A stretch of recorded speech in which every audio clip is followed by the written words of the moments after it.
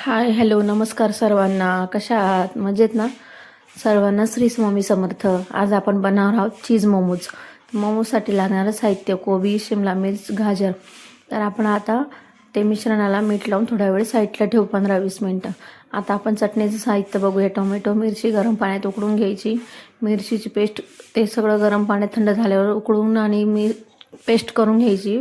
फोडणीमध्ये आता आपण लसूण, जिरे आणि कांदा घालून चांगला परतत आला का त्यामध्ये आपण आता प्युरी घालून घेऊ. प्युरी घातली का आणि मस्त शिजत आली का त्याच्यात कोथिंबीर टाकून आपली चटणी आता रेडी आहे. त्यामुळे तुम्हाला वाटलं तर थोडी काळी मिर्च वगैरे किंवा पातीचा कांदा वगैरे तुम्ही घालू शकता. आता आपण मिश्रणाला पाणी सुटलं आहे कोबीच्या, ते गाळून घेऊ.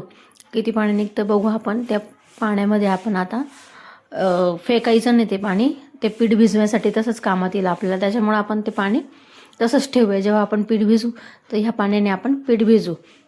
आणि आता कोबीचं मिश्रण कोरडं फटफटीत झालेलं आहे, बघू शकता तुम्ही. पाणी सगळं कोबीतलं काढलं आहे.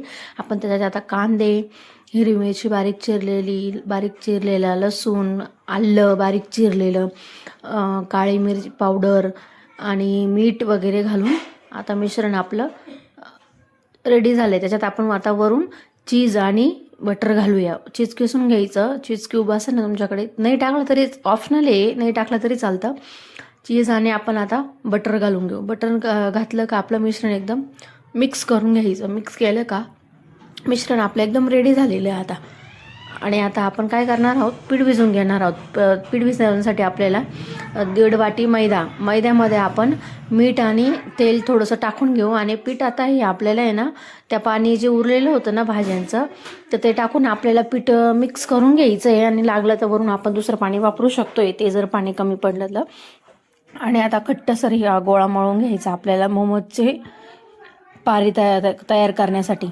तर आपलं बघू शकता पीठ आपण एकदम मस्त छान असं मळून ठेवलेलं आहे. आता मस्त याच्या गोल गोल पुऱ्या लाटून घेऊ. पुऱ्या लाटल्या का मिश्रण त्याच्यात भरून घेऊ. आणि मिश्रण त्याच्यात भरलं का मोमोजचा आकार देऊन, तुम्हाला जसे आकार वाटले तसे तुम्ही देऊ शकताय.